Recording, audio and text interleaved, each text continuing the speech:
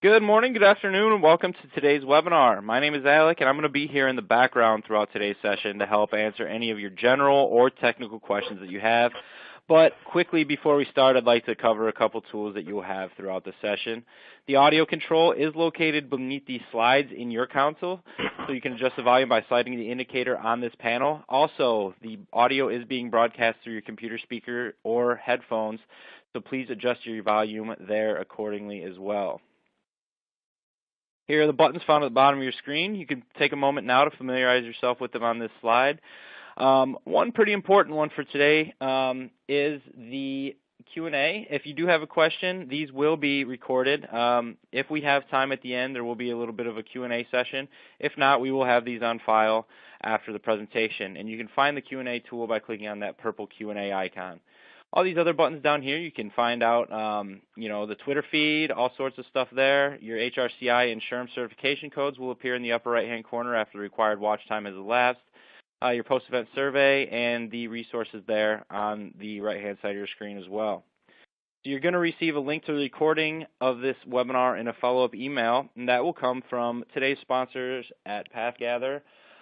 You can download a PDF right now on the right-hand side of your screen in the Resource Center, and as I said earlier, your HRCI and SHRM certification codes will appear in the upper right-hand corner in that certification box, and that's after the required watch time has elapsed.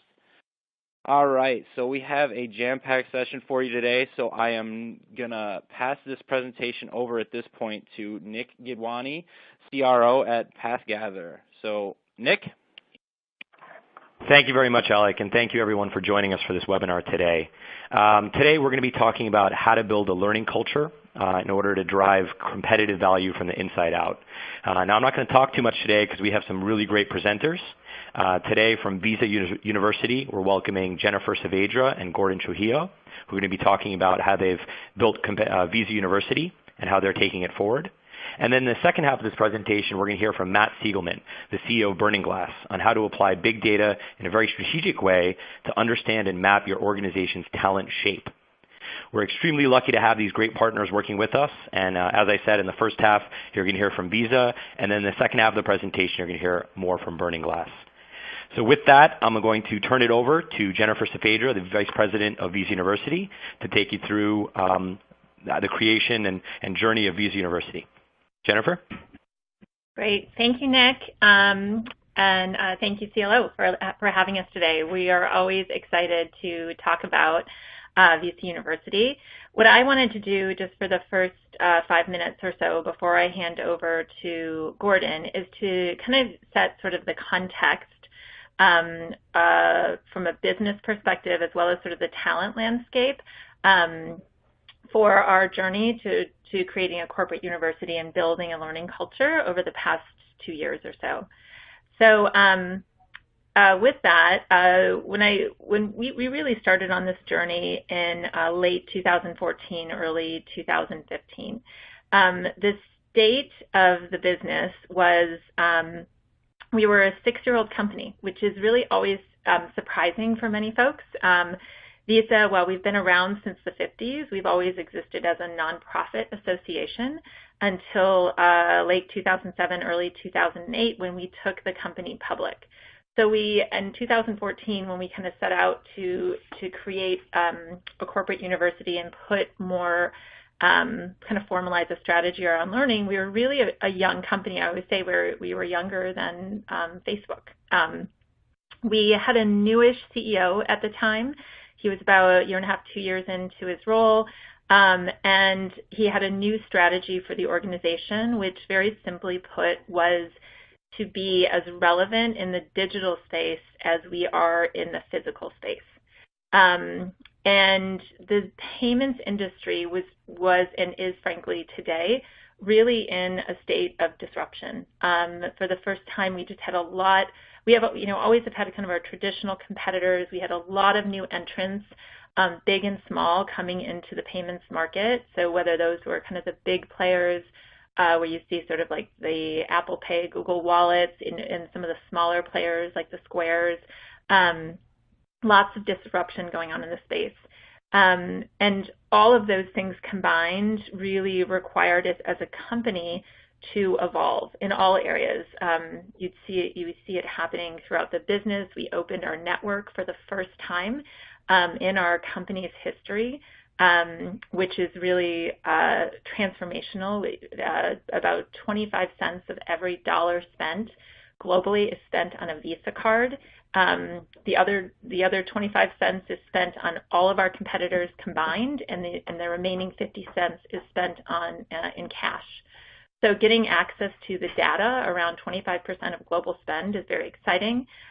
We've created innovation centers in some of the key financial markets and our markets across the globe, where we can partner with our financial institution and merchant partners to help solve some of those their greatest problems using new APIs that we've built to gain access to that data.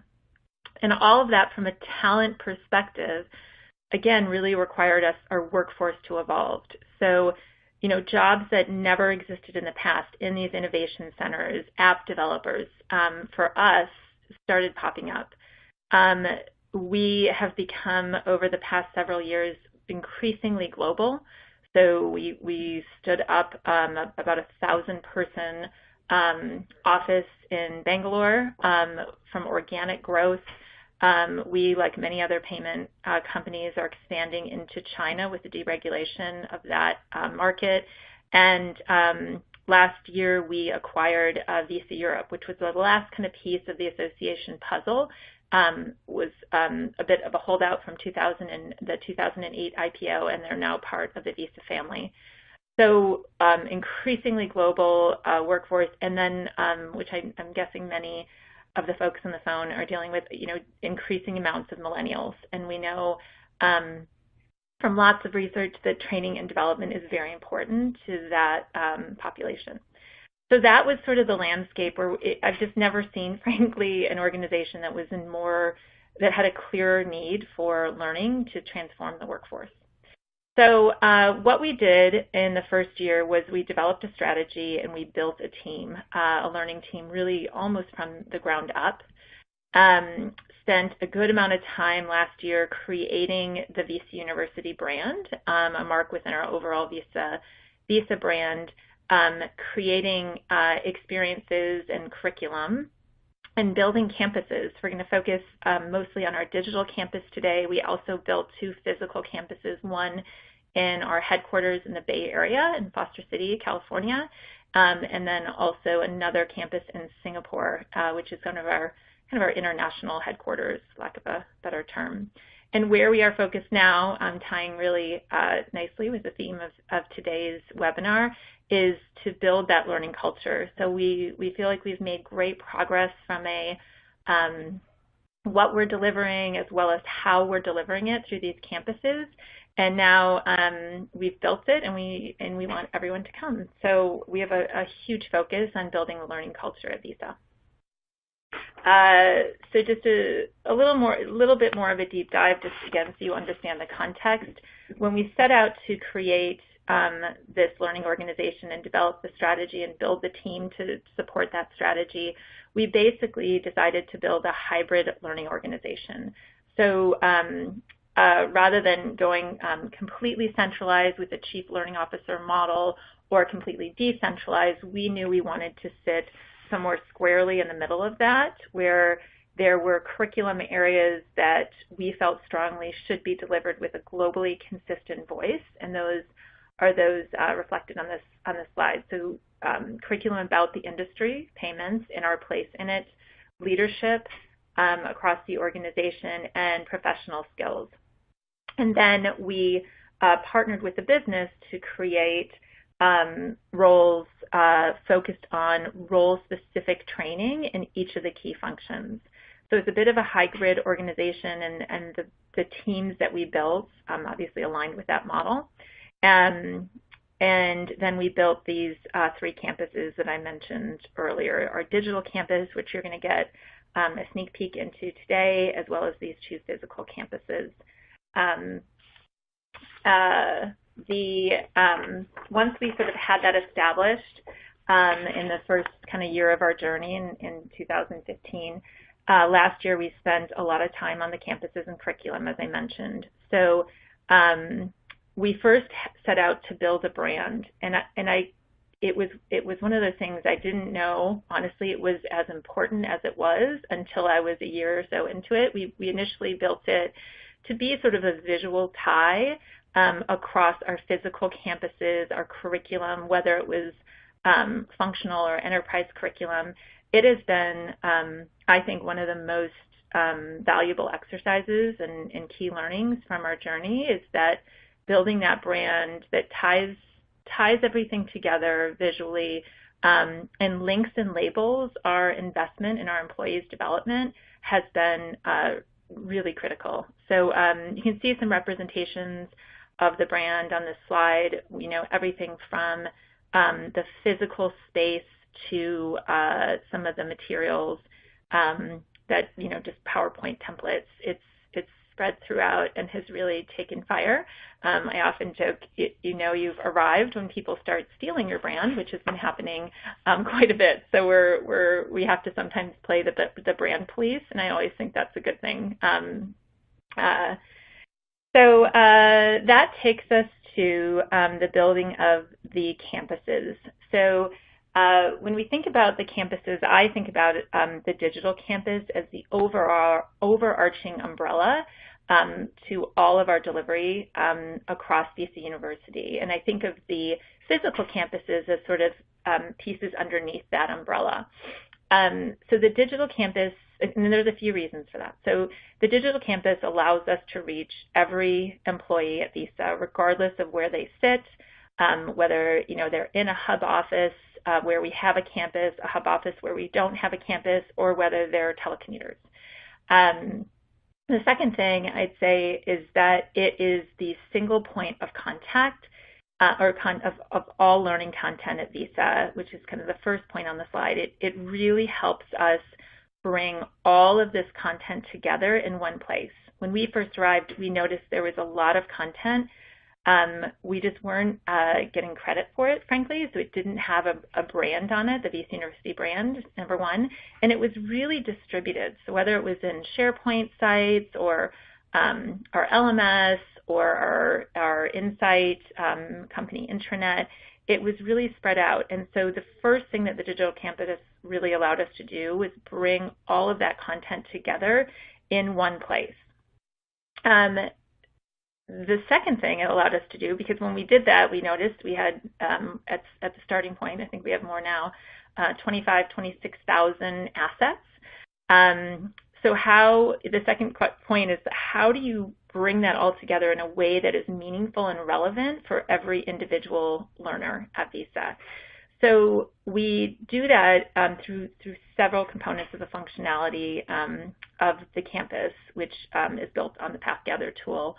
And really the things like function-specific colleges, expert design learning paths, which are basically just paths that allow us to sequence content in a way that's relevant and meaningful for the user, and the social component where we can create personalized recommendations for every learner based on what they like, who they're following, what they have viewed in the past. All of those things collectively really help us curate content and point learners in the right direction. And the third piece is helping learners grow. So we always sort of liken this to sort of the learning Fitbit. Just like you have a Fitbit or step tracker to kind of measure your steps and how much you're exercising, this allows you to measure how much you're learning, how often you're learning, to keep you on top of kind of your learning fitness. So what we're going to do next is show a brief video. I think it's 90 seconds or 2 minutes. It gives you a really quick overview of the campus. And then I'm going to hand it over to Gordon, who's going to do deeper dives on all 3 of these points. So here we go with the video.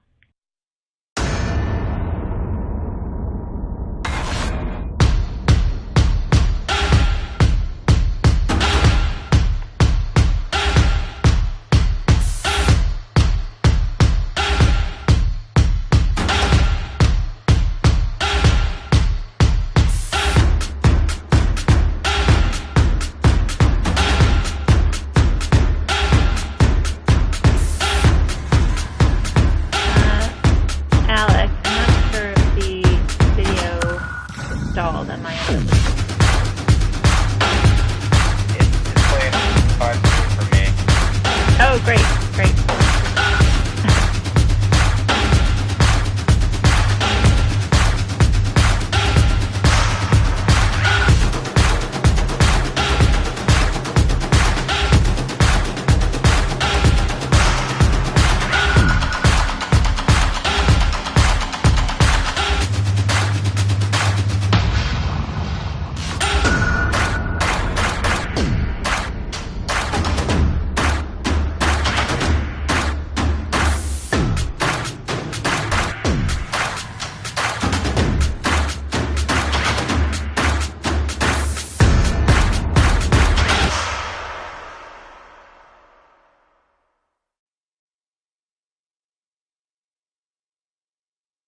Okay, great. So I'll hand over to Gordon, who's going to do the deeper dive into some of these key tenets. Perfect. Thanks, Jennifer. And just to let folks know, so I'm going to actually do it, like Jennifer said, I'll double click, if you will, into each of the 3 areas that we just talked about. So the whole brings it all together concept, the points you in the right direction, helps you grow. And with that, we're going to continue on with the video theme. So you should see a video here talking about really what our digital campus is bringing together, which is essentially the 25,000 different diverse resources that our people are learning from every day, whether on their own or with a teammate. Now, the campus, when we launched with 3 different variations of content, whether it be bespoke visa content, strategic partner resources, openly curated content from any one of our 15,000 experts and growing. What this really does for us is allows the business and our people to consume and contribute learning at speed and at scale, which for us is really, really important, because when we talk about enterprise and functional learning, like when we talked about that with the brand concept, that's really our foundation for learning here at Visa. And as we've grown, we wanted to bring along the same user experience as we bring apart the whole strategic partner resources concept, as well as curated content for anyone curious or hungry to self-direct their learning needs. What you're seeing here on screen is essentially that enterprise college, functional college concept, in addition to those curated resources with our strategic partners showing up, whether you're browsing for it, whether you're searching for it, all within one user experience. And that's an additional peek into brings it all together. In our next key tenet, I want to talk to you a little bit about points you in the right direction. So it brings it all together. That was a key component of user experience that really solidified for us that our students had one place they could go to. Now, the thing for us is that this is a constantly evolving layer. We obviously want to foster a learning culture. We want to scale the teaching component of learning, and learning paths are a huge component of that as we think about the expertise on learning. What really drives a culture of learning is being able to not just partner with the best resources that are out there, but think about it in a way that's differentiated for your own company. And what's more differentiated than the people within your own company? So what you're seeing here on screen is, by partnering with and teaching with experts in the company, our people can contribute, they can consume, they can benefit each and every day from custom Visa learning paths from the brightest minds in the payment industry. Oh, perfect. What you're just seeing here is just one example of, and there are literally hundreds more of these kinds of paths that provide guidance from all of our people that want to lead and grow with the company. And so, for me, I'm just constantly amazed by how the little things in terms of empowering experts has really transformed the way that people think about learning. It's an evolving experience that you can iterate in real time as the need arises. This particular path is just an example of storytelling as a leadership produced by an individual out in one of the colleges. But we're really excited about the many hundreds of these that are out there, and the tens of thousands of views that they're now getting as we scale how learning can happen here at Visa. This last tenet that I want to talk about before we kind of move into the analytics component, because that's also very important as we talked about, how does this drive big data for us, is helps you grow. So as you think about the consuming and the contribution of learning within your own company, it's important to know how and where you're growing. So it's just as important to the company as well, so that they can make adjustments to really tune the development of the people. Within the digital campus for Visa, we provide a summarized view of where all this learning is happening and how often, to help support a behavior of change and the why, what, and how you learn as an individual. As Jennifer mentioned, we like to think of this as learning fitness. The digital campus is really, in my mind, the supportive and prescriptive coach. And where this, if you think about this in the next phase of where we're taking this, we start to think about, okay, learning analytics. That whole experience now that we've brought it all together, pointed folks in the right direction and helped them grow, we can now start to think about this in a much more holistic way, in which allows us to iterate and tune how we think about our learning offerings. So there you have it, right? So those are our 3 learner benefits. We're obviously just starting on our journey. We've been live for about 6 months now, and that digital experience is the foundation, what's giving us these learning analytics. Moving on to just kind of the journey that you see here on screen. So we've really phased our learning analytics journey into 3 components: the launch component, the improve component, and the prove component. I'm going to take you into each of these because I think it's important to understand how analytics provide a path forward in terms of growth and constantly building this culture of learning. So when we launched 0 to 3 months, and we really spent a lot of time making sure that people were actually coming to the campus. You can see on the left-hand side, our digital campus utilization partitioned by the different colleges, okay? So who was coming, how often. Those percentages were, in the teens when we started, and it's constantly grown over 5 to 6 months, where we're seeing adoption as high as 80% in the technology organization. Analytics don't just apply for us in the digital space, they also help us understand what's happening in our physical space as well. So Foster City, Singapore campuses, constantly thinking about what has happened in the past, where we're going in the future, how can we constantly tune our offerings so that we're present in the digital space and the physical space, and constantly helping our people grow. From an improve standpoint, this whole 3 to 12 months journey, I think about this in a couple different ways, and we've got several different use cases, but 2 that I'll highlight today around culture of learning. How can you improve using learning analytics, your culture of learning? This is actually one view of how we think about curriculum. How does our curriculum need to evolve with the needs of the learners? So whether it be for digital courses or physical courses that you're delivering, learning analytics can help play an iterative role in how agile you want to be with your course design. Are you meeting the needs of your learners? How is that contributing to their happiness, if you will? We use NPS as a target for how we think about how well a course is performing, and we adjust accordingly in concert with our curriculum designers and instructional designers. In addition to that, I've mentioned learning paths quite a bit. Obviously, those are a digital way for us to scale learning opportunity via experts, whether they be built by the colleges or via the experts in the company.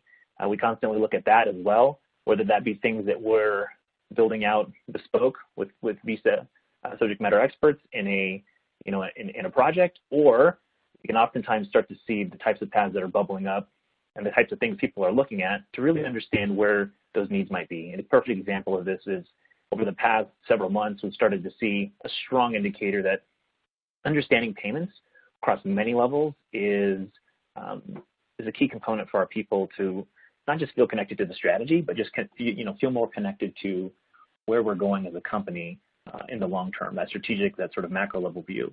And for us, we've invested in differentiated experiences that will help the entire company grow based upon that data in this increasingly complex space. Another example I'll show you around learning analytics and what we've been able to do with things that are happening on the digital campus. This first one is we had an opportunity to kind of hypothesize whether there was a correlation with specific days of the week and people not showing up for learning. So if you're familiar with the whole what happens when somebody no-shows, doesn't show up to learning, what does that mean to your resources when you're trying to optimize for scheduling, those kinds of things? For us, it was a clear outlier. We're now adjusting our scheduling pattern to optimize our expert resources there. The middle graph is a really good idea of what's happening in terms of the utilization and the health of our strategic partner resources.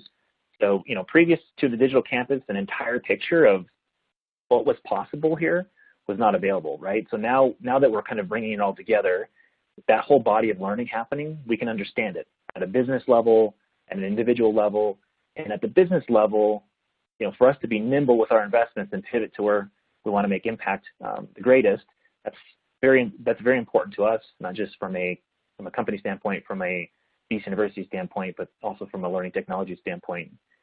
We can shift to where the learner needs are. At the individual level, this is also important because if we start to think about career development, where learning is happening to support those goals, these are all things that I like to think about as signals. And I know we're going to be talking a whole lot more about data later on today and how this mashup of learning and talent comes together. But these kinds of signals are important to us now that we can understand the full body of work when it comes to our learners' growth. And then finally, this last graph that you see is honestly an area of intrigue for me. Something like the digital campus is contributing to the improvement of learning culture at Visa. So the plot that you see here is a understanding for us of how often are employees learning over the course of multiple weeks in a row. What you can see there in that whole week of May 1, 2016 timeframe is that's what learning looked like at Visa when we just had an LMS. And over time, the repeat learning that's happening in the company is growing. And there's several spikes that we're going to investigate and we want to better understand. But this whole idea that learning is becoming sticky, it's becoming the culture is growing around it. This will help us campaign, understand, gain insight as to how people do this and who does it the best and why. Why do they do it at certain times of the year? And so there's a whole host of questions we can ask ourselves. Obviously, something more for us to dig into and understand over time, but certainly very exciting, very encouraging for the businesses as we think about things like learning curiosity and agility that we want to heighten here at the company. And then lastly, before I turn this over to Matt at Burning Glass, this journey is going to take us into an area what we like to think about as prove, or how do we demonstrate impact, right? So I just mentioned we've been live for 6 months and we're constantly evaluating our impact here, but this will obviously raise the bar, right? We're going to start looking at Payments College, the college that is focused on how differentiated we want to be in the payment space and how can we engage our employees in a way that is helping them be different, be more effective on the job, if you will. So, student comprehension, pre and post learning there with level 2s. Obviously, we're going to be moving into spaces around Leadership College, our Leadership College with level 3 evaluation, a better look at manager effectiveness, pre and post learning. And I think what is intriguing, and which is the bulk of the remainder of the webinar, is when you combine learning, all of the learning that I just mentioned, that the full body of work, with talent analytics, can we start to answer some questions around what contributes to high performance, or who's building the skills and what might be next for them, or should we buy or build skill in cybersecurity?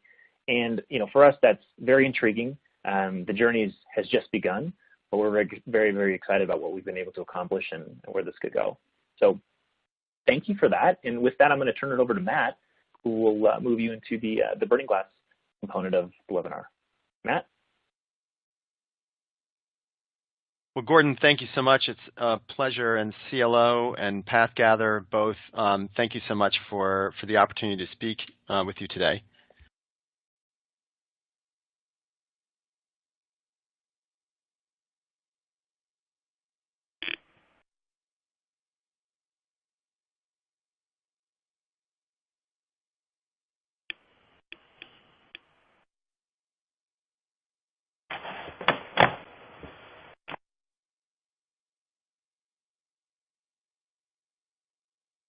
Well, thank you so much, Gordon. It's a pleasure being here today, and Jennifer, likewise. So inspiring to look at the way that Visa has really engineered a skill environment and a skill development environment for competitive advantage. We've been talking about exactly that, how companies can develop a skill culture of competitive advantage. And Burning Glass actually has a very uniquely informed view on that question of the alignment between skills and strategy. We collect millions of data points a day about the jobs that are in demand and the skills that they require in order to work with companies like PathGather's clients, and I imagine many of you on this webinar today, to be able to map out what are the skills and jobs that are going to matter in the future, and how do you align L&D investments in order to get there effectively. Something that all of us on this call have known is that skills matter, but never has that mandate been as keenly felt as it is today. What you're seeing here is a recent PwC CEO survey in which CEOs reported that they are sweating whether or not they've got the right talent base for the future. That apprehension is unfortunately not misplaced. All too often we get this wrong, and the cost of getting it wrong is very high. These are all examples of companies, large, very progressive, forward-thinking companies that nonetheless managed to misread their talent needs, and ultimately to have a misalignment between the talent pool that they had and the strategy that they needed to enact. The result, as you're seeing, is in all of these cases, and in many more that are not on the screen, a need to essentially, unfortunately, let go in sometimes thousands, sometimes more than 10,000 people, in order to retool the factory, so to speak, and bring on the talent base that's going to be needed for future strategy. That kind of pivot is incredibly costly, incredibly painful, and can really rip cultures asunder. And so then the question is, how instead can we think about a learning and development strategy that aligns to a future view of the market? Key to being able to do that effectively is to recognize that your organization and every job within it has a genome. And the DNA of jobs, the DNA of a company, is essentially its skill base. And so you need to understand the skills that your jobs involve, the skills that your jobs are going to involve, and what's the talent pool that you need to build out of the talent pool you have today and through your talent acquisition in ways that will ensure that you have the skill base for the company's future. The first step in that is really understanding your talent shape. Part of that is being able to read both the specific jobs that you hire for, the jobs that are critical to you as an organization, and then to be able to look at this at large in the organization. One of the ways in which we do that, of course, is to be able to look at specific roles within a company. And to be able to understand how they differ one from another. For example, if you were to look at what Visa looks for in its marketing managers, you would find that and compare that with the talent shape of Bank of America's talent genome for that same role. You would find that, in fact, Visa hires for a very different kind of DNA. At Visa, that's a DNA of product development and product marketing and product design and a range of other key skills. And that differs from what other kinds of companies in the financial sector are hiring for that very same job. So just because two jobs are called the same thing doesn't mean that they're actually hiring for the same thing. And it becomes really important to unpack that DNA because that's what we need to train. Part of that also we need to do is look writ large at the organization to understand how does the talent shape of your organization matter. And in this case here, you're looking at a large hardware company which needed to essentially was to make a pivot to becoming more of an IoT-based company. And so they could look at their own talent sheet, which you're seeing here in blue, and compare it to that of companies who were already in that sector, who are already leaders in IoT, and be able to see where their talent aligned and where it didn't. And as you can see here, there's some pretty specific differences. And in particular, companies who were already had a strong IoT base had a significantly greater pool of data talent. And so that pointed to this company as a potential vulnerability in the talent pool that they had. It's important to start by understanding the talent shape that you have, but it's also important to understand your future talent shape.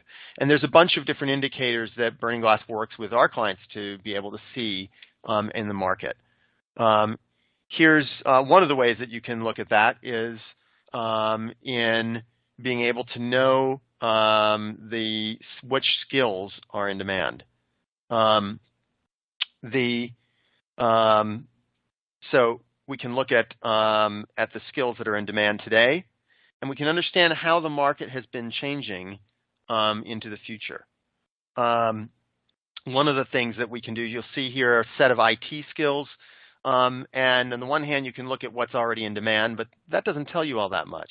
But on the other hand, you can say, what are the skills that are already proving to be expensive, the skills that are already hard to fill, the skills that are already fast growing? And those can be some very important indicators of skills that may not matter to you today, but which may matter to you going forward. Over here, what we're seeing is a set of growth areas in the market. And we can take a look at, we've created a set of projections for how skills are likely to move. Here, we're looking at advanced manufacturing skills and looking at how some skills, which right now are just bit players like Internet of Things, are projecting huge rates of growth into the future in ways that could potentially be pivotal. So again, these may be skills which your jobs, which aren't part of your current DNA, but it's important to be able to track because those kinds of skills have a way of sneaking up on you, and before you know it, you're being expected to have a significant bench strength in those skills, and that's a bench that's much easier to develop ahead of time.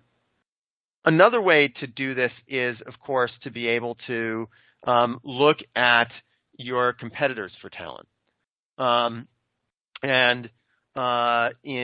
a lot of cases, that's looking at not just your existing tech competitors, but that's looking at the competitors in a lot of cases who have been built, who have sprung up more recently and who've sprung up based on next generation technology. And so if you look at those kinds of companies and understand how they define their roles, that can make a pretty big difference. We were talking before about marketing managers at Visa and how they're really actually very different from marketing managers in a lot of mainline banks. And so I thought I'd look as well here at overall across the Fortune 100, and let's compare how they think about marketing positions versus how some of these unicorns, companies like Google and Tesla, think about the same positions. Those emerging growth companies are 4 times as likely to really define the DNA of those marketing jobs as in a digital way.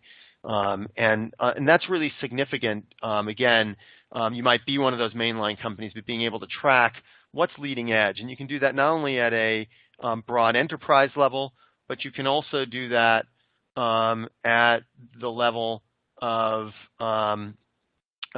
being able to look at specific sets of roles and the skills underlying and specific competitors.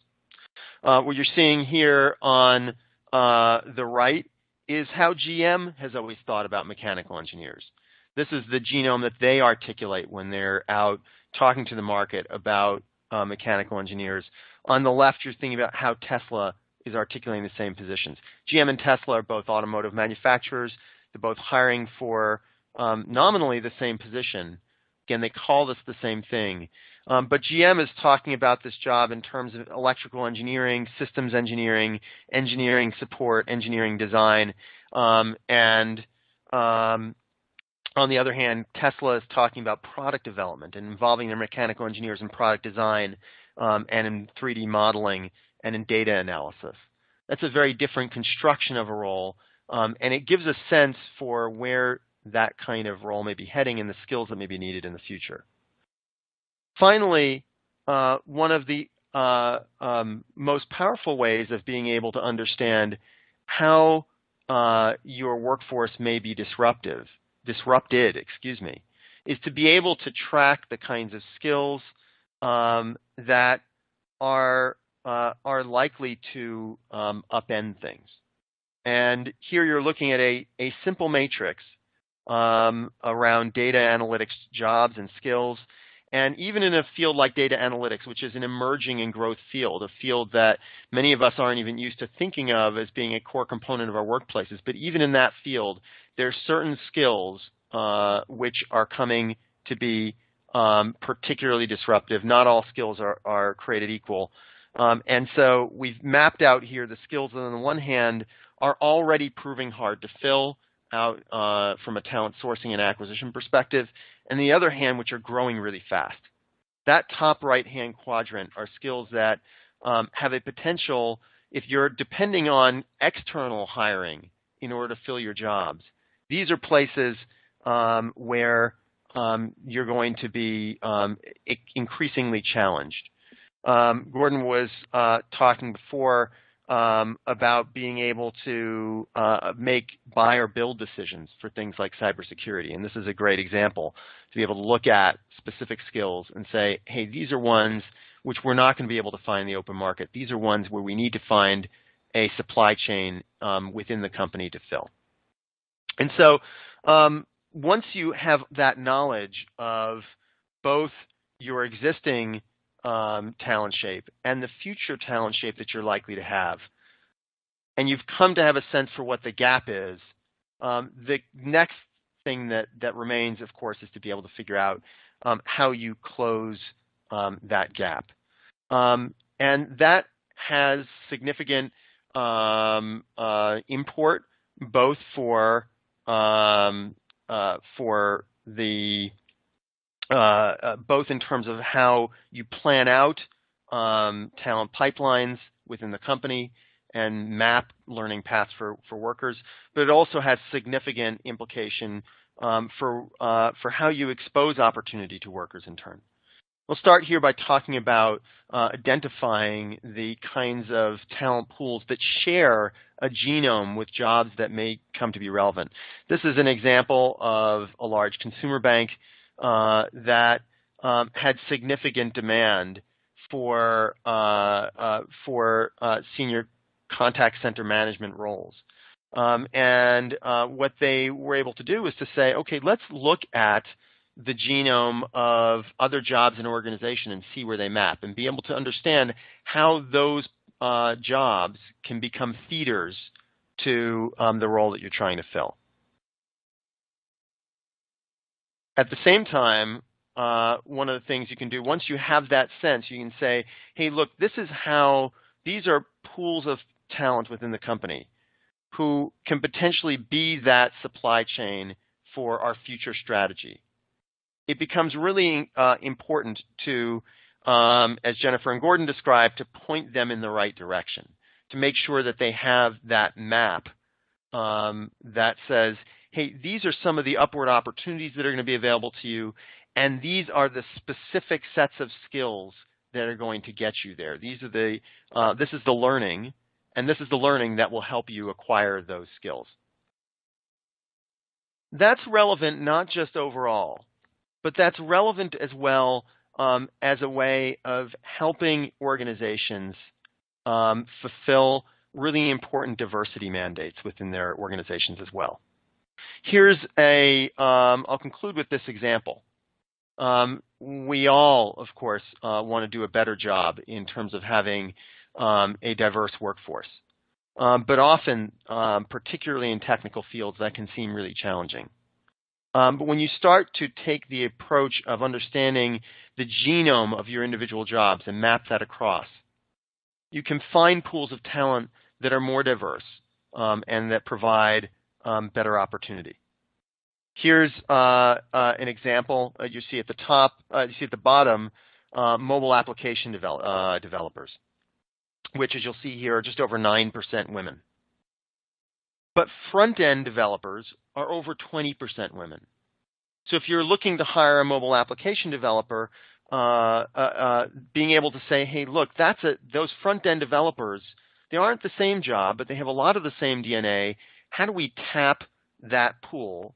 And importantly, how do we view learning and development as a potential to bridge that gap? And here you'll see here a talent shape of front-end developers compared with a talent shape of mobile app developers. And you can see there's some overlap and there's some skills that need to be bridged. When you know that, you can make that transparent to learners. You can prescribe specific learning bundles, and you can bridge that gap and have the talent base that you need for the future. I'll just close off by pointing out that talent shape, this understanding that you have a DNA, is empowering to learning and development. It enables you to understand what your current shape is. It enables you to understand what that future shape is, so that you can stay ahead of the market and have the skill base that provides competitive advantage, and have the learning and development that enables you to continually keep your skill base ahead of the market and ahead of strategy. Thank you so much. Thank you, Matt. So this is Nick Kidwani again. I want to thank the presenters as well for this great presentation. We're very lucky at PathGather to have Visa as a customer, and we're proud that our learning platform has had a chance to support them as they raise the bar in terms of creating a world-class learning organization. And also Burning Glass, a very close partner of ours, leveraging big data from the job market in order to help drive talent strategy. So just to wrap it up a little bit and kind of take some questions, you've heard a little bit today about how Visa University has creating a corporate university, how they've applied a hybrid learning structure with both ground-based physical campus as well as a digital campus, and their continuous approach to having launched it and then continuing to improve and then prove the value of this great learning culture. And then in Burning Glass, understanding how to use big data to understand your existing talent shape and how to map that shape to what your future state is, and actually how to bridge the gap. And at PathGather, we look at these two concepts and we think that they're very, very closely tied together. It's not enough to just create a learning culture. You also have to be able to anticipate what the market needs tomorrow. And similarly, if you know what the market needs, if you know what your company needs to do and what your future talent shape should be, you actually need the learning culture to put that into practice. And so, over time, we see these two worlds colliding, the world of talent and the world of learning, and becoming more and more integral in terms of how you use both to drive strategic goals. And so that's it. I want to take some questions from our panelists who've done just a fantastic job. We're really thankful for them. If anybody has questions, if you want to put it in. One particular question for Matt that we've gotten from the audience is just to talk a little bit about where the data comes from, how you actually are able to make some of these conclusions or drive some of this business value from the data that you get. Matt, can you take that? Absolutely. So Burning Glass has essentially distilled a vocabulary of skills, both technical skills, foundational skills, software skills, but also of the underlying competencies that drive learning. And we apply that to a data set of literally at this point almost 700 million current and historical jobs and hundreds of millions of resumes on the one side. And we can also apply that taxonomy to being able to understand the jobs that our clients themselves are articulating. What are the skills that we're describing, and how do those skills and the skills that we ask for relate to a market vocabulary? Where are they at odds? Where are they causing pain points?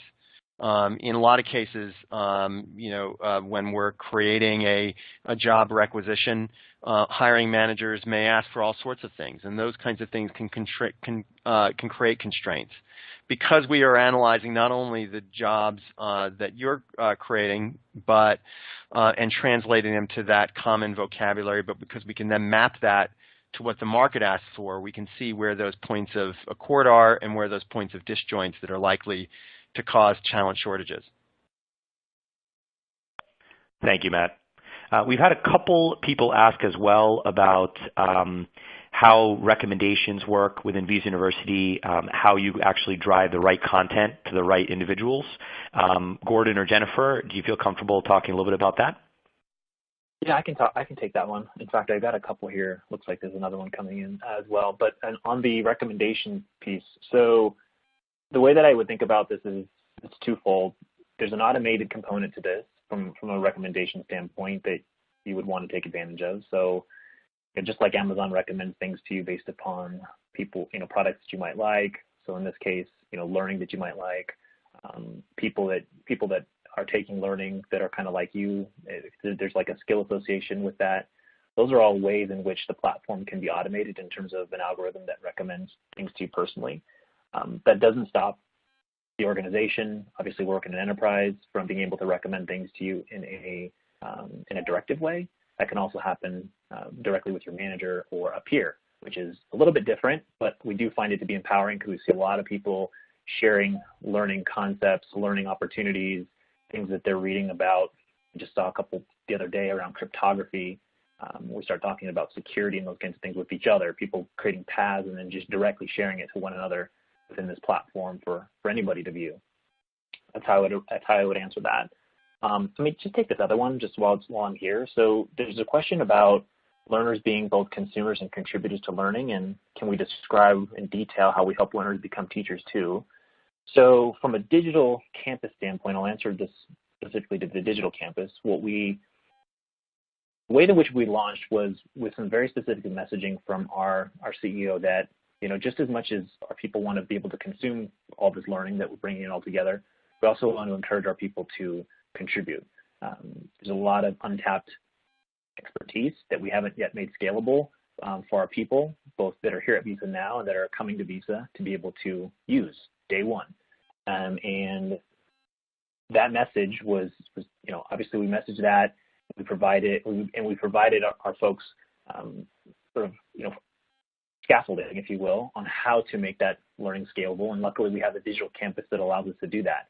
I didn't actually show you how to create something like a learning path within the platform, but imagine you had a WYSIWYG editor.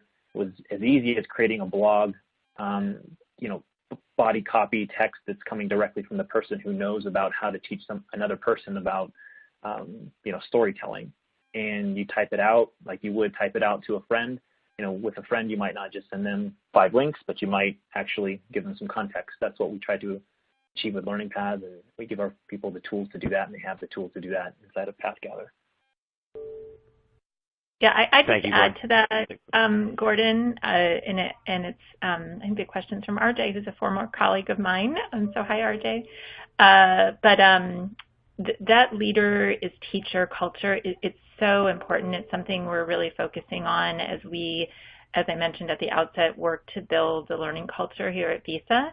So the digital campus is a great way to scale that. In the payments industry, we have some of the world's best and most forefront leading experts in this industry, and so the ability for our employees to learn from one another is really critical, and the digital campus allows us to do that. We're also doing things in the physical campus. So we're about to pilot a Visa University faculty program as well, where we certify leaders to become teachers by giving them literally facilitation skills, things to engage the audience in the physical campuses. So it's a big initiative for us this year because we know that organizations where leaders teach have some of the strongest learning cultures. So we're really focused on it and from a digital and a physical campus perspective.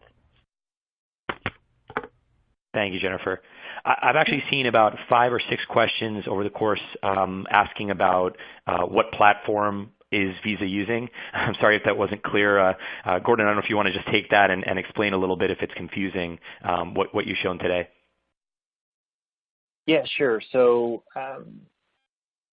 if you go back to when so the short answer is PathGather. So we're using PathGather for our digital campus experience. The videos that you saw were all videos done of cut-ups essentially of those key learner benefits on the PathGather platform. And that's what's really allowing us to bring together a lot of these learning analytics into one place so that we can understand things like streaks and strategic partner utilization, or how well are where are people going for other types of content that maybe we haven't yet built or bought, but is there a need that we need to address, and that's giving us visibility via the PathGather platform. Thank you, Gordon. And I have a question here that I think is particularly relevant as well. It says, do you expect and hold subject matter experts accountable to participate or incentivize them?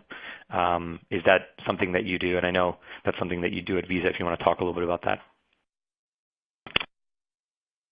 Yeah, I'll answer. I'll give, and then Jennifer, if you want to add anything into that. So we haven't haven't yet incentivized. I would say we, not monetarily. Obviously, there's some things that we do in terms of recognition and little things. I think we're obviously on a journey now with helping our folks.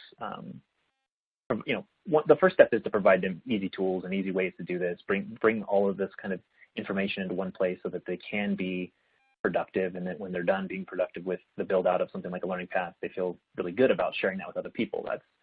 I've always felt like that's super important. And we've seen adoption that way, I think, from people that are just really passionate about doing it in the first place. Once they had awareness that this existed, once they had a way in which they could share it with others and that was easy, because they're obviously doing a whole lot of other things during the day, that they started to adopt. And we see that growing. I think we're not going to stop and just hope that it just continues to organically grow. I think we are going to do some things that are inorganic. Jennifer just mentioned around faculty programs, et cetera, that more formalize the process. And we'll probably continue to talk about what other levers do we need to think about as we get farther in this journey. But hopefully that answers. I don't know, Jennifer, if you want to add anything to that. Yeah, no, I agree with what you said, Gordon. I think we're starting to see, again, we're beginning stages of this journey. I think we're beginning to see some organic growth. I think the question had two words, incent or accountable, and I philosophically believe that I think that we should be more carrot than stick. So I like the word incent. We're not doing anything from like an incentive, like a rewards component, but we are definitely starting to model this leader as teacher concept. So we have everyone, up to and including our CEO, teaching classes. So we have a new CEO that started December 1st, who is very focused on leadership. He's clearly passionate about it, and he, within 2 months of his of being CEO of the company, has taught a class at VC University on leadership to key leaders across the organization. We've gotten similar sponsorship from our CTO, CMO, CFO. So we're beginning to start that way by having kind of our senior leaders across the organization role model leader as teacher, and they're doing it both in the physical campus as well as building paths in the digital campus, and they're some of our most popular paths in that regard. So I would say we are trying to incent by role modeling it and versus any holding people accountable. That's philosophically. Thank you, Jennifer. So thank you, everyone, for joining us today, and thank you especially to our panelists and presenters, Jennifer, Gordon, and Matt. I'm going to turn it over to Alec from CLO to close things up. All right, thank you, Nick. Yeah, I want to echo your comments and thanking Matt, Jennifer, and Gordon. I thought we had a lot of great information shared. We had a lot of questions rolling through. I saw those in the queue, so great job, everybody. And thank you to today's sponsors at PathGather. But actually, mostly I want to thank everybody in the audience. Like I said, we had some great engagement, a lot of questions rolling through, so we appreciate your attendance and your participation.